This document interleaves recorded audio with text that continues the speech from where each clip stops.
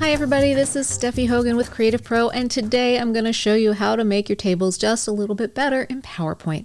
Now, I know this can be tricky because we don't have as many robust options in PowerPoint to make tables look good as pretty much any other program. However, let's go through some of the things that I do every time I have a table.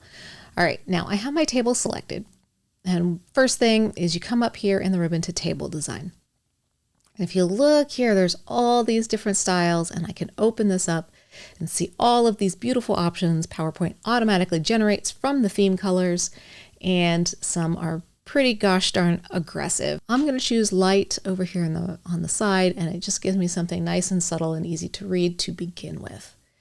All right, so what you see is we have a header row with some borders and banded rows and things like that. So you can control that if with that table selected, you go back up to Table Design and come over here on the left.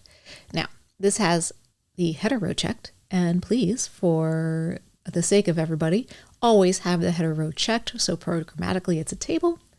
And for this one, we have banded rows checked. Now, if I turn that off and on, you can see it change here.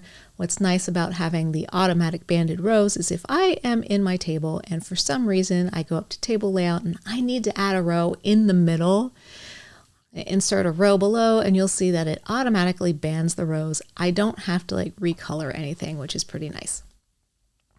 But then you have other options, banded columns. First and last column will make those first and last columns bold. A total row will format the bottom one so that it is like that final bottom special area. Just don't go turning them all on because it's just kind of wackadoodle, and there's enough of that going around. So let's just stick with two things. I'll keep banded row and header row on. Now we have some things here. This is a lot of, kind of numbers, and it's really difficult to read.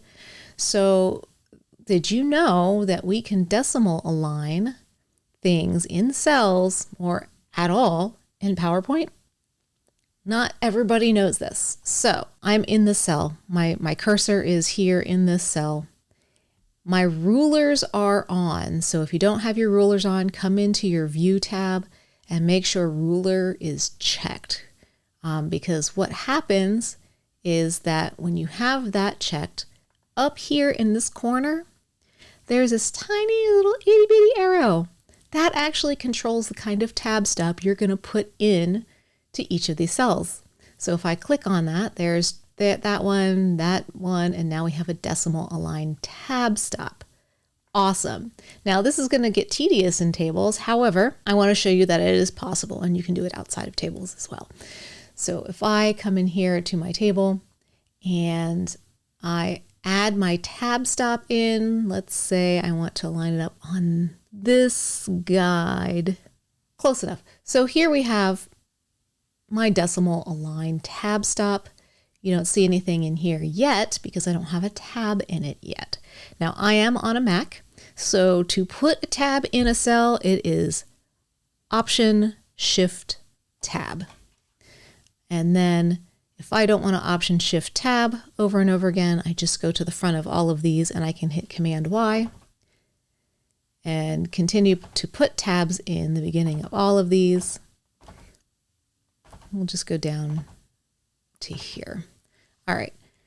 I have tabs in each of these. In each cell, I have to manually put in a tab stop. I'm going to have to get rid of that. There we go.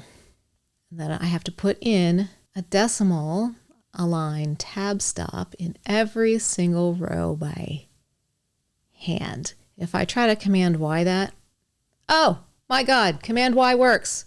Never mind. Do Command Y, repeat last action. And now all of my numbers here are aligned on the decimal.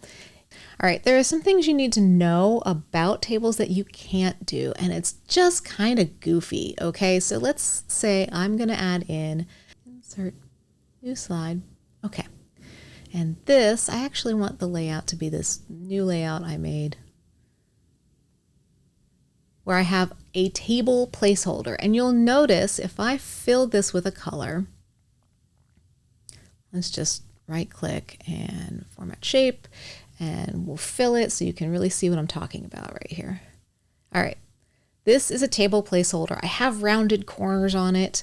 It even has a border on it, so that when I put a table in, I was hoping that it would then have nice rounded corners and a rounded corner border on the outside. However, you can't do that, and no matter what shape your table placeholder is, it is not going to keep that shape or style once you insert a table. It automatically goes to the square, regular old table that you can find up in those table design options. Those are the tips I have for you to make tables just look neater and cleaner, and then just a couple of little extra tips like that decimal line. And just remember, it doesn't hold the shape or style of the placeholder you put it in. Good luck out there with your tables. See you next time. Well, I hope you enjoyed this video. If you did, be sure to give it a like and subscribe to our channel. And for thousands more how-to articles and tutorials, visit our website, creativepro.com, and become a member today. Thanks for learning with us.